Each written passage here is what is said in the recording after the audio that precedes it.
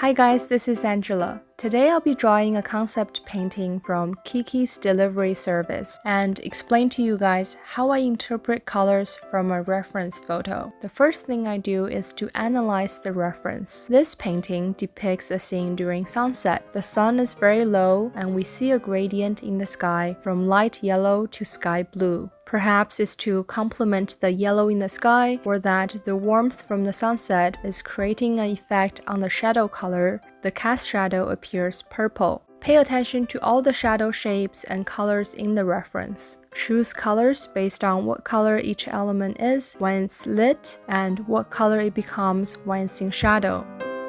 Now that I understand the lighting, I can match the color palette to the marker colors that I have, based on their hue, saturation, and lightness. For the roof tiles, I'll be using red for the lit area and mixing dark red, brown, and dark brown in the shadow. For the wall, I'll be using pastel yellow for the lighter area, yellow for the slightly darker area, and mixing Sahara beige into the yellow to desaturate it and match the reference better. For the shadow, I'll be mixing ochre brown light and lobster, which is a burnt sienna color.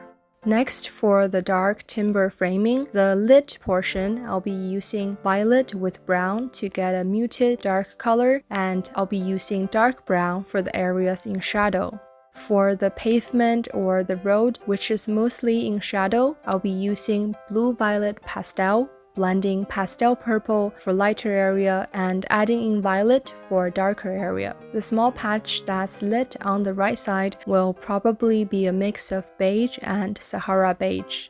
For the tree on the left of the composition, I'll be using light green for the lit area and green for shadow and mixing in khaki green for the darkest area.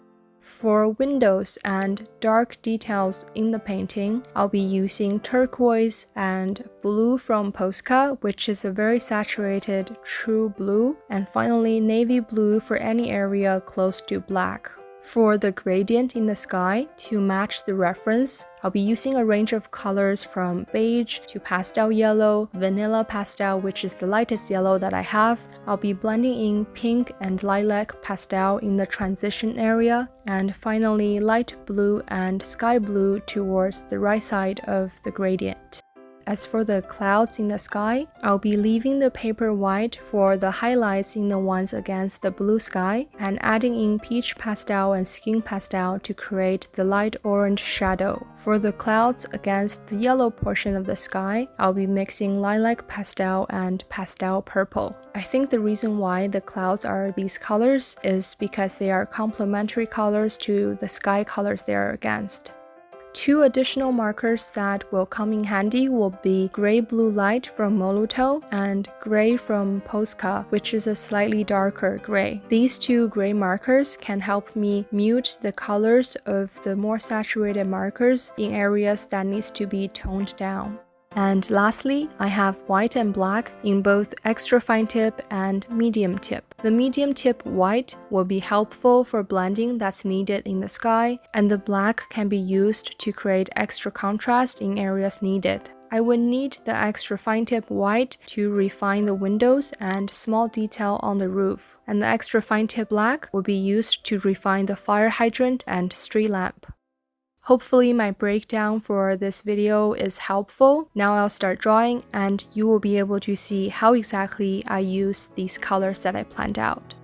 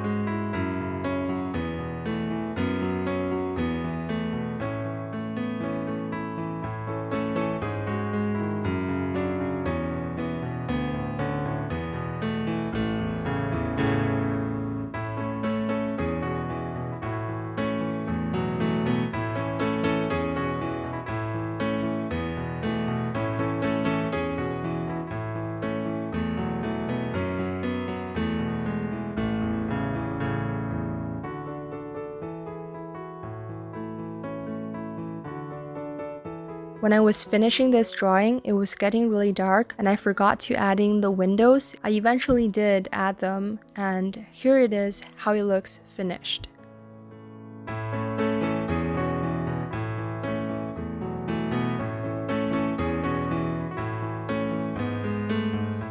That's it for today, and I'll see you guys in my next video.